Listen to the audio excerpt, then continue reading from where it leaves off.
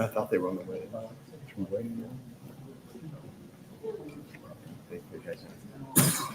Come on, Bayshire. You didn't know it was 3:30?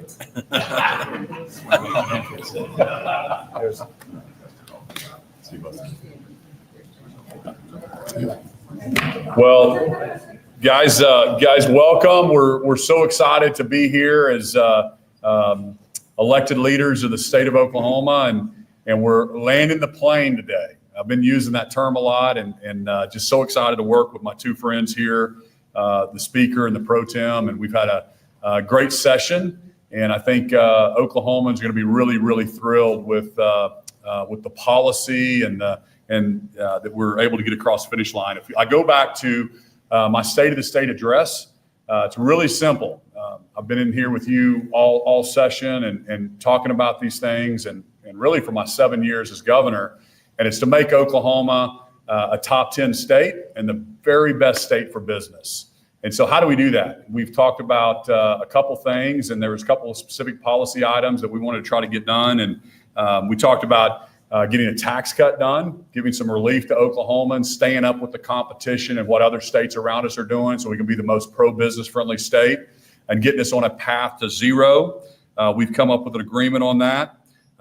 Getting behind the meter done. We need more electricity generation done in the state of Oklahoma, so we're able to get that accomplished. And we're setting up business courts to make sure businesses have assurance and certainty, and trying to pull some business away from Delaware. As you know, Texas has set up business courts, and so we're really excited to get those things done. And it's been a long-standing priority of mine also to focus on tort reform. So there's some great bills that are going to be coming across the finish line here on workers' comp and tort reform as well. So we're signaling to the world and to the country that Oklahoma is open for business. As you know, on Monday, we had a great announcement in D.C., probably one of the largest announcements at Select USA, where companies from around the world are trying to choose what states to go to. And we got a very, very large ammunition manufacturer to move and set up a factory in Oklahoma. So it's a Brazilian company. They supply ammunition to the U.S. military and also sportsmen around the country. So we're really excited to land that. Thank you. That was my team there. That was good. That was your chief of staff. Yeah, great job, Chief. So over the last 7 years, we've cut $1 billion in taxes, and that is significant. And like we remind people that those monies, they don't go anywhere. They just simply stay in the people's pockets to be spent how you, the Oklahomans, want to spend your money, and that money spends through the economy. So I'm excited to sign the policies that will make Oklahoma the most business-friendly state in the nation. Today, I signed Senate Bill 480, which will allow companies to build power generation behind the meter. Why is that important? We love our OG&Es and PSOs and GRDA and all of our generators around the state, and they're going to be continuing to build generation.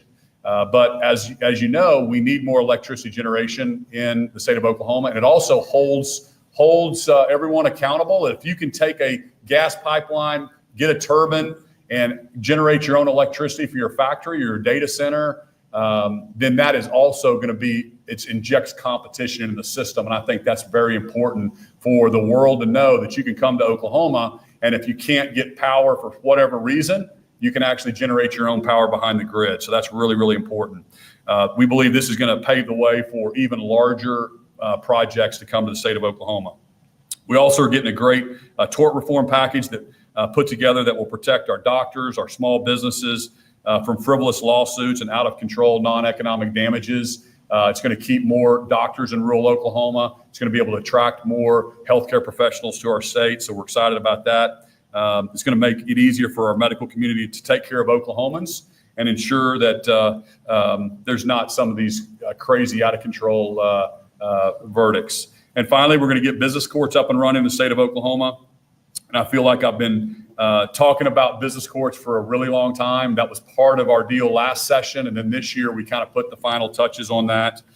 So we'll get that done. A huge thank you to the leadership behind us. The appropriations chairs did an amazing job working through all the committees and coming up with a great plan for Oklahomans. And the pro tem, Paxton, is a great leader and really enjoyed our time working together. And we've negotiated in good faith and came up with a good solution. Ronald Reagan used to talk about never getting everything he wanted, and if you could get 80% what you want, then it's a good deal. And so this it's not a governor's budget, it's not a House budget, it's not a Senate budget, but it is the best budget that we put together to make Oklahoma a top 10 state and the most business-friendly state and take care of some priorities that are really important to Oklahomans. So with that, let me turn it over to Pro Tem Paxton to some comments, and then we'll turn it over to a few other folks, and then we'll open up to questions. Pro Tem. Thank you all for being here. In my time involved in this chamber and involved in the Senate, I've always said that one of my primary goals is to make sure that we create an environment in Oklahoma, that a business-friendly environment, that if our kids and grandkids choose to stay and live in Oklahoma when they get out of high school, college, or career tech, that the jobs are here for them if they want to stay here, that the good economic opportunities are here in Oklahoma, so they don't need to go to Dallas. They don't need to go to Kansas City to go find a good job. They're all right here in Oklahoma. This budget gets us a long ways down the road to make sure that that happens. The governor mentioned the tort reforms. That has been one of my priorities since I arrived here at the Capitol. This year, we were able to deliver on that. We look forward to having those bills drafted, finished up, and put on the floor next week so we can see them, so you all can see them, so we can get those passed and we can get those tort reforms passed. That is a huge deal for the state of Oklahoma. And if you don't know what we're talking about, just go talk to businesses that deal in this environment. It is a huge win for the state. A lot of great things have happened in this budget, and I'll let the appropriations chairs kind of delve in that a little bit more. We'll answer questions for you. But I just want to say, I'm so happy to get to work with Speaker Hilbert, the governor, the teams, the staff, everybody who's been involved in this, from caucus members. It has been a great process to work with. A lot of working together. I think that's one thing when we first came in here. I think we dealt with, the fact that a lot of people are interested in seeing the chambers work together and get along and try to come to good solutions. We haven't always agreed on things. We've had some good discussions about better ways to make things happen. But we've had those conversations in good faith, and we've been honest with each other. And the result of that is what you're seeing here today. So very proud to stand here today and say that we've came to an agreement on this, and that we're going to move this forward, put it in front of our caucuses for a vote, so they have a chance to vote on it. So with that, I would like to also, my friend Kyle Hilbert has done a great job in this as well, and a great partner to work with. Speaker Hilbert. Well, everybody, as the folks in this room know, when you have a budget agreement, that's a culmination of the end of session is near, right? Constitutionally, we have one job in the legislature every year, and that is to pass a budget. That is the one thing we absolutely have to do. For me, this is the 7th year I've been deeply involved in the budget process. And I would say it, to me, feels like the smoothest year in terms of budget negotiations amongst the three stools of the House, the Senate, and the governor. And, last fall, when Senator Paxton was elected to be the pro tem designate in the Senate, we had many conversations, the two of us, as well as with the governor, about how do we do things better? Not anything against any of our predecessors, but we're coming in this in a new role. What can we do to make things better for the state of Oklahoma? And I think you've seen a culmination of that throughout this session. That doesn't mean we haven't had disagreements. We certainly have, but we've figured out ways to disagree without being disagreeable, and really move the state forward. And it's been a real honor working with these two gentlemen to culminate with this, and just incredibly proud of the members of the House who have put in an incredible amount of work throughout the year. Chairman Trey Caldwell, Vice Chairman John Kane, they have been diligent in seeking input from all of the members of the Oklahoma House of Representatives, and I truly believe they have built a budget from the House's perspective, from the ground up, from perspective of all members. As the governor stated, that does not mean that every member got everything they wanted. I know I certainly didn't, but it does mean that we all had input as we represent our constituents to try to build a budget that makes sense for the state of Oklahoma. And this is a budget to really be proud of. We're still sitting on $3.5 billion of savings. And I love to point out, before the three of us were elected, going back to the Oklahoma's beginning as a state, the state of Oklahoma had never had $2 billion in savings ever since statehood. We're at $3.5 billion, to kind of put that into perspective. So that is a great place to be as we prepare for the future. We had a lot of great conservative wins. Obviously, there's been a lot of conversations about the tax cuts and the savings. Tort reform, would be remiss if I did not mention Representative Chris Kennedy, who put in an incredible amount of effort representing on behalf of the House with the Senate, a deal on that lawsuit reform, tort reform legislation, which I think is incredibly important for the business community moving forward. And so some of the investments that we were able to make when you have surplus, it's important to also invest in the future of the state. And so you see in this budget, $200 million being invested in OU Hospital for their pediatric heart hospital facility, which is incredibly important, getting to see the work that they do there, truly transformational work that they do there. For Oklahoma State University, $250 million going towards the vet school. What has happened over recent years where the vet school has been on probation twice, and it's not been taken care of. And it should be an absolute gem for the state of Oklahoma and for the nation, and that is not the way it's been treated, but that changes today because we're investing $250 million to go along with a $79 million investment that we have over there, which is essential for all of Oklahoma and the region.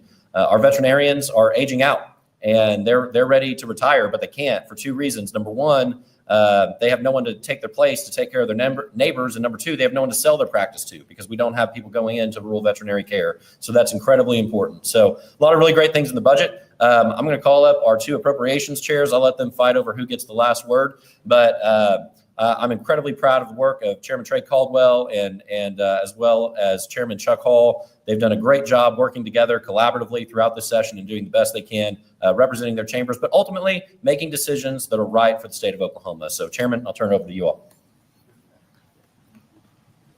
Thank you, Mr. Speaker, and thank you, Mr. Pro Tem. I certainly wouldn't be here today without the support and confidence of our Pro Tem, and I'm truly grateful for that.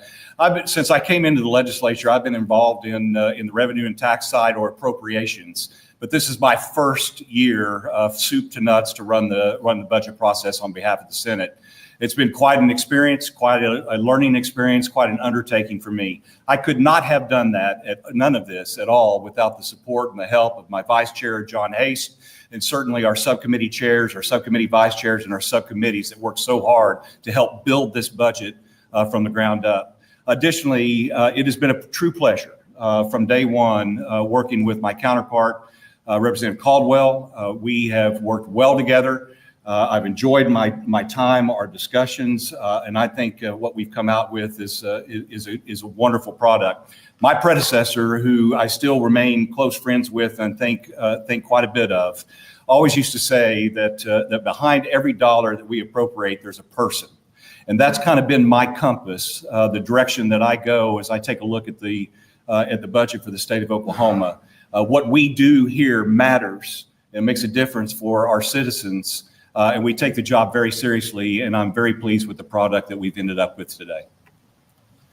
I just want to echo what Senator Hall and the Speaker said. This year has been a great learning experience. Could not have done it without the faith that Speaker Hilbert put in me to take on this role, to replace the longest serving House Budget Chair in the history of the state, and Kevin Wallace.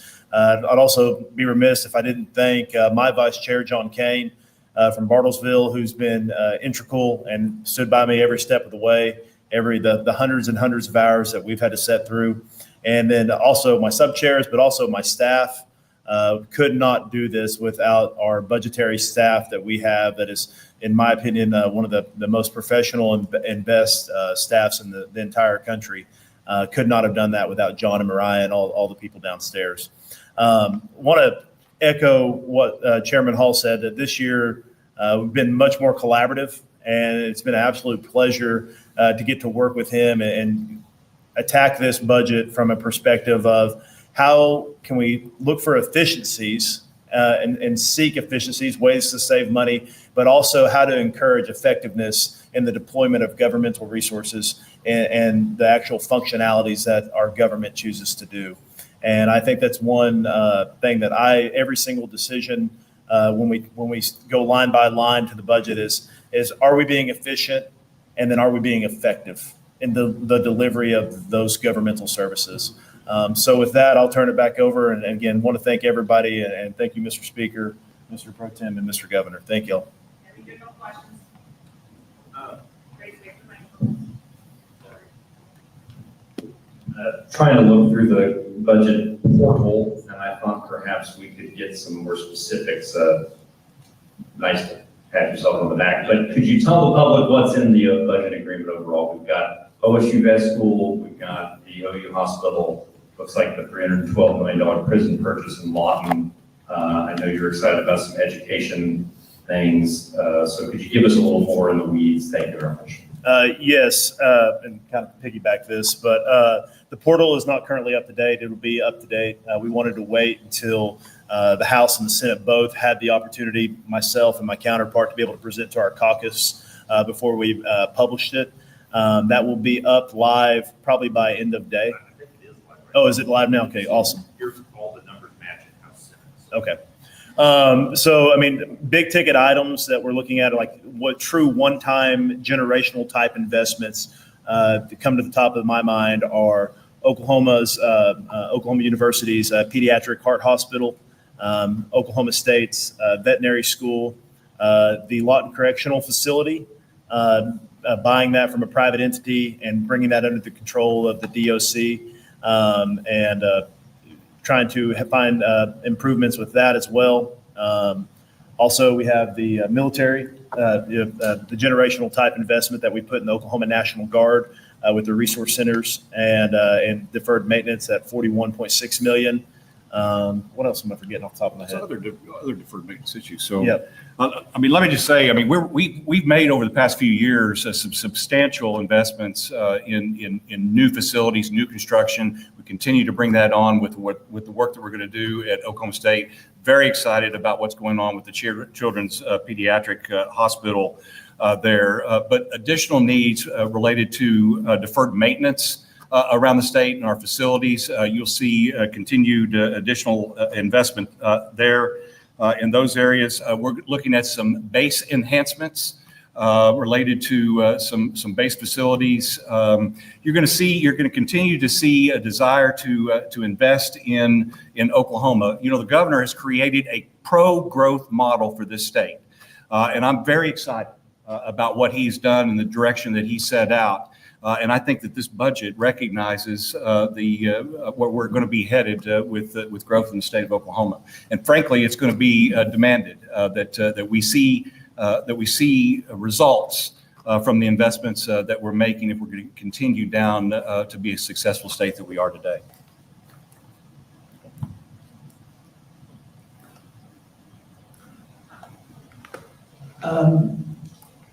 There's been several bills over the past few years with different income tax cut plans. Can you give a little bit more detail about what your plan that you are all united behind includes?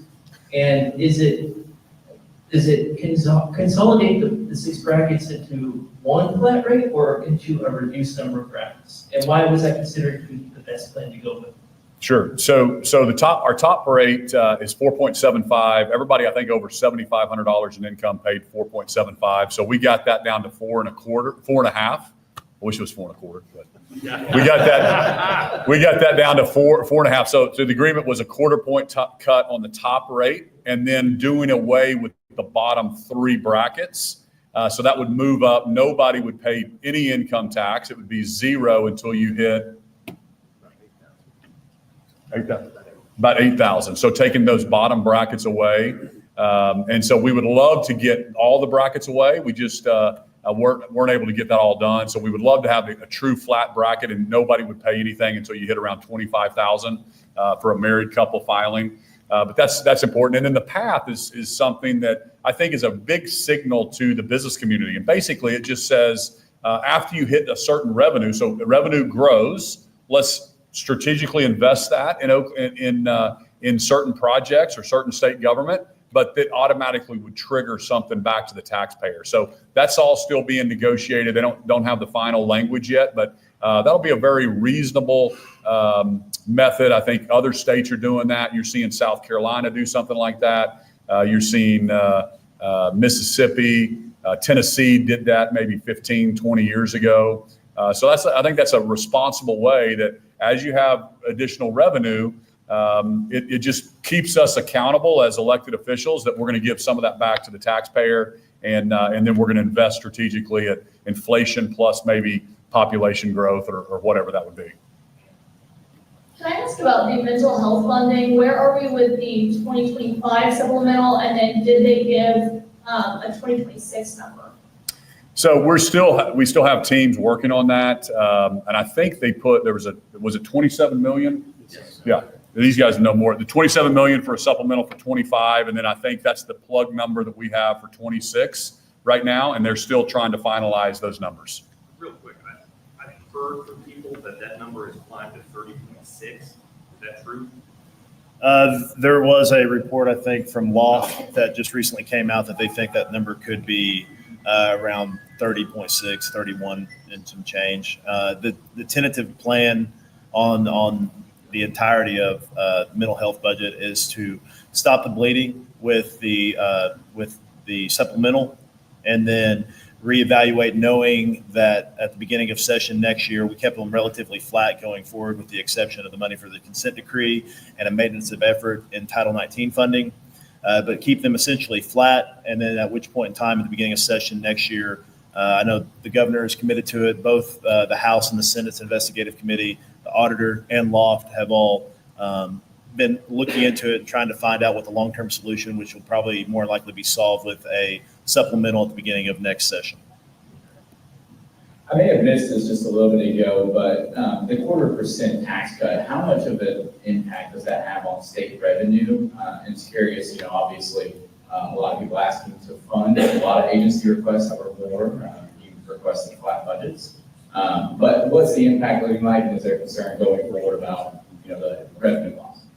And to remind everybody, Oklahoma used to be at a 7% income tax rate, and we've dropped it 40 basis points, a quarter here, 30 basis points here, a half. And so every time we've done that, we've seen our economy expand, we've seen revenue continue to grow. And so we've gone from 7 and now we'll be at 4.5. So specifically, I think the tax commission would tell you that this next fiscal year would be 120 million would be around the quarter. And then those three brackets, I think, are around 40 million. Is that right? Something like that? Yeah, so, around 40 million on those three brackets. But remember, the money doesn't disappear. I say this all the time. It just doesn't come through Oklahoma City, through the state capitol. It stays in people's pockets to be able to be spent how they see fit. And every time we've seen that, the economy continues to expand. And remember, we compete in a regional and then also a national market, and we have to stay up with our competition. And our competition right now, Arkansas is going to 3, Louisiana's at 3, Arkansas is at a 3 handle, Colorado has a 4.25% rate. And so this continues to keep us very competitive with the states around us. Yeah, can you touch on how much the average Oklahoman will be receiving from this tax cut, and what the average cuts or increases to state agencies are in this budget? Yeah, I think as far as the state agencies, most of them stayed flat. Then some of them got increases, and then the legislature strategically invested in certain things. The pro tem had a great analogy of someone making $33,000 a year. With the flattening of those brackets would save around $160, I think was the number. And that's very meaningful for a working family in the state of Oklahoma. So we think that's going to be very, very significant for a lot of families. Last year we eliminated the grocery tax, which is very helpful for working families. We were one of only 12 states that did that. And this year we were able, because our economy keeps expanding.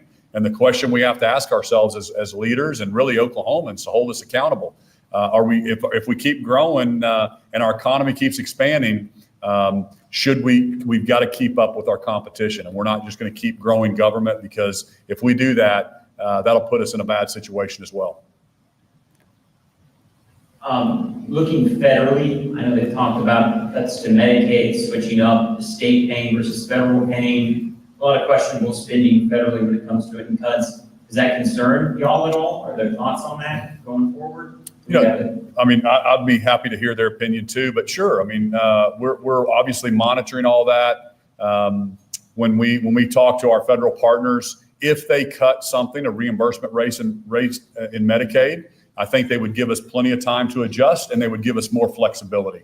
So as a representative of the governors, both Republican and Democrat governors, we've just asked for more flexibility. If you change the funding to the states, we can handle it. Just give us more flexibility on how we do that with either block grants or more flexible spending, and then allow us to go back and get waivers and treat. And we know how to take care of Oklahomans, and it might be different in Texas or California or other states. But we haven't seen any signals from anything for the Medicaid side that they're going to all of a sudden pull funding or change that 90-10 split on the Medicaid expansion. But if they do, yeah, we'll have to make some decisions that I would rather take care of the age, blind, disabled, pregnant women, children.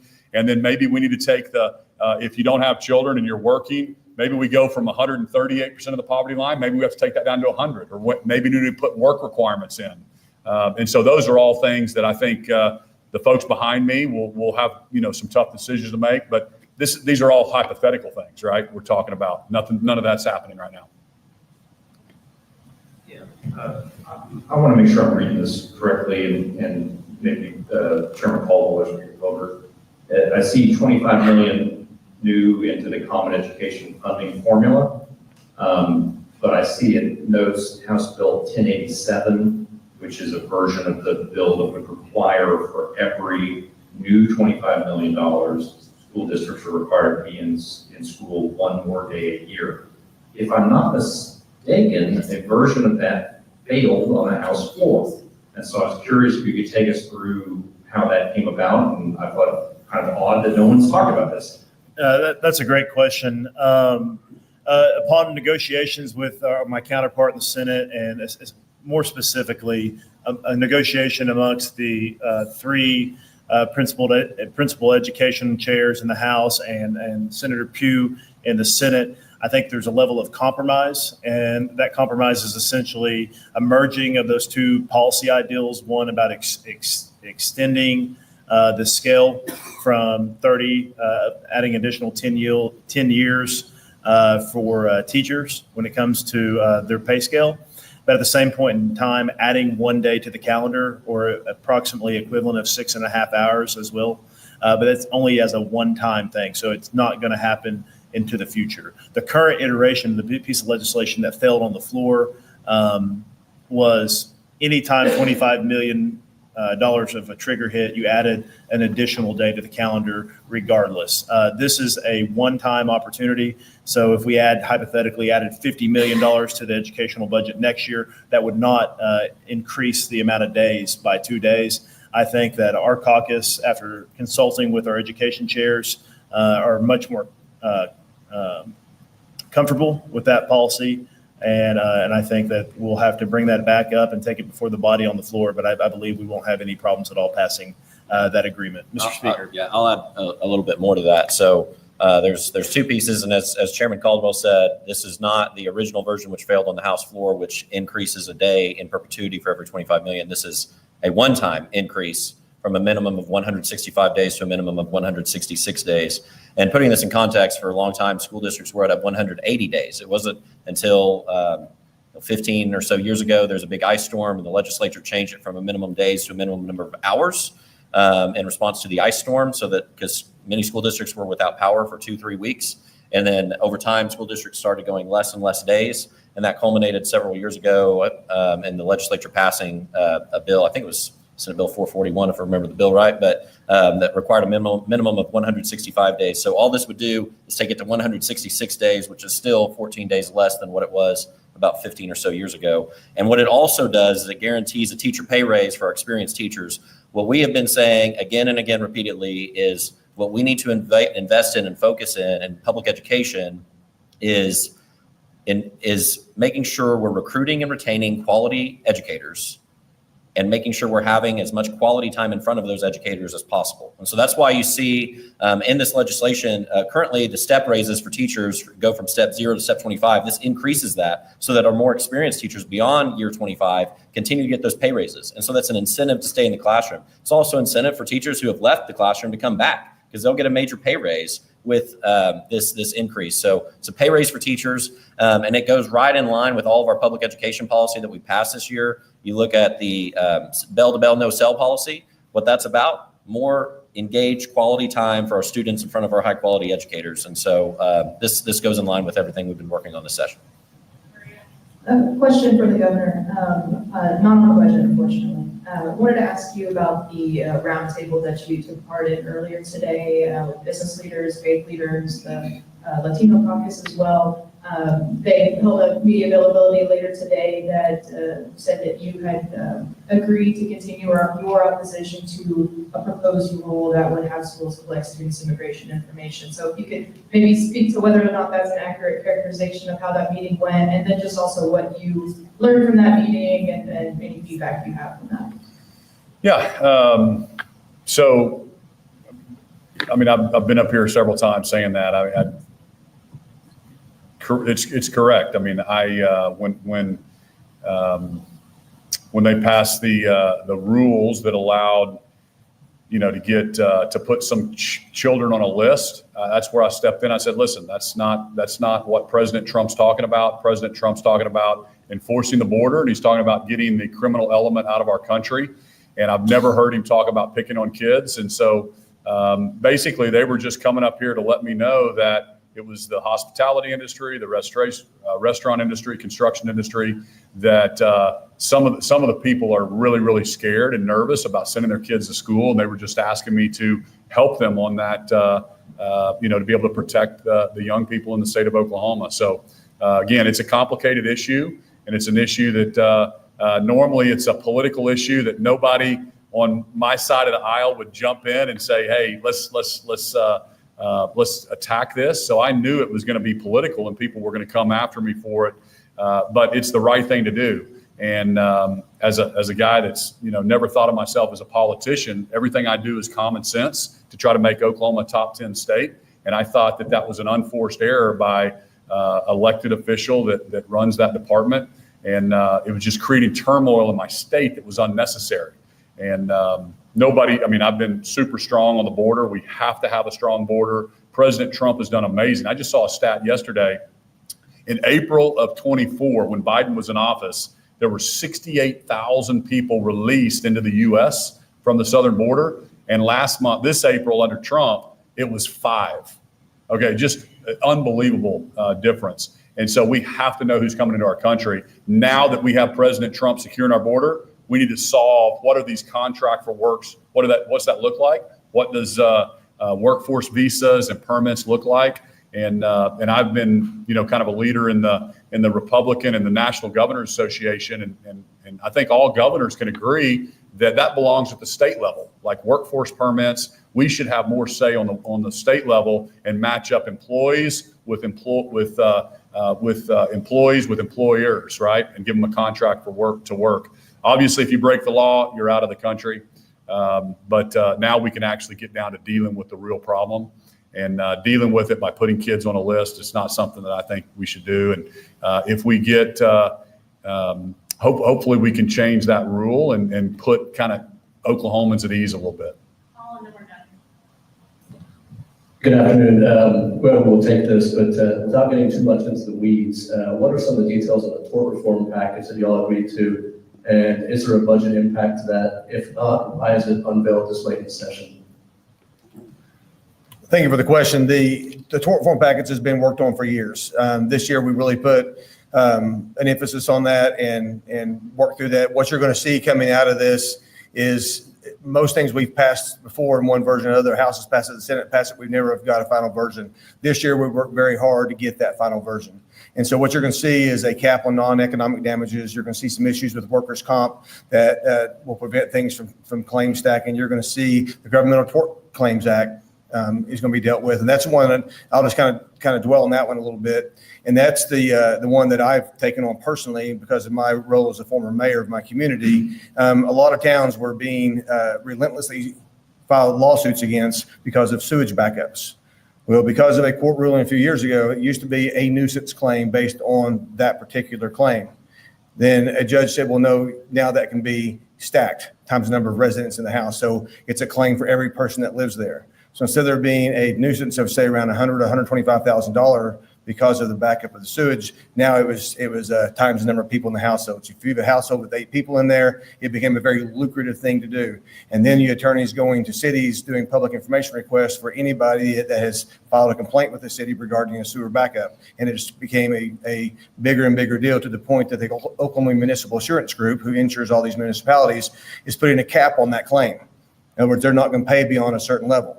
So once that cap is in place and that cap is exceeded, then those claims will go on the tax rolls. So this has become a huge problem where the system that was there that's always worked was starting to be abused. So that's where we're coming there with multiple levels of this and putting limits on that, making it where somebody who is injured, somebody who is eligible for relief because of something still gets those benefits. But it's not where we're going to put a stop to the jackpot awards, what's going to be running our business out of state. I mentioned, and the governor mentioned, and the speaker mentioned the fact that we are doing our best to become a very, very business-friendly state. That does not mean businesses are not liable for torts that they create or they cause, but we don't need to be having it where it's, a bunch of trial lawyers chasing those businesses around, suing them. So this puts a cap on that. It makes it where injured workers still get benefits that they're owed, but not the awards that put our businesses, make them go do business somewhere else. So that's what this does. So there'll be a lot more details next week on this, but that gives you a pretty good overview. Was there a budget impact of any of that? No, there's no fiscal impact to that. Did you tie negotiations on the expenditures though to this tort reform? That was part of it. It was, right? everything was in a big package to work on. Everything is starting to come together this week. Thank you.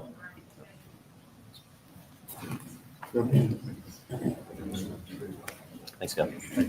It's a lot funner when we do this. Yeah.